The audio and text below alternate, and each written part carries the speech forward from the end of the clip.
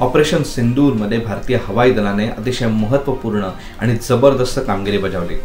पण या कामगिरीमागे air marshal A K. Bharti यांचा कल्पक मेंदू कार्यरत होता।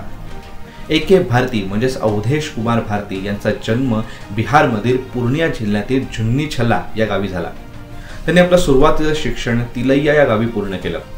त्यानंतर लष्करी प्रशिक्षणासाठी त्यांनी पुण्यातील NDA मध्ये प्रवेश घेतला। सगळं प्रशिक्षण पूर्ण केल्यानंतर त्यांनी 1987 मध्ये भारतीय हवाई दलामधील फायटर स्टाफ मधून आपल्या सेवेची सुरुवात केली।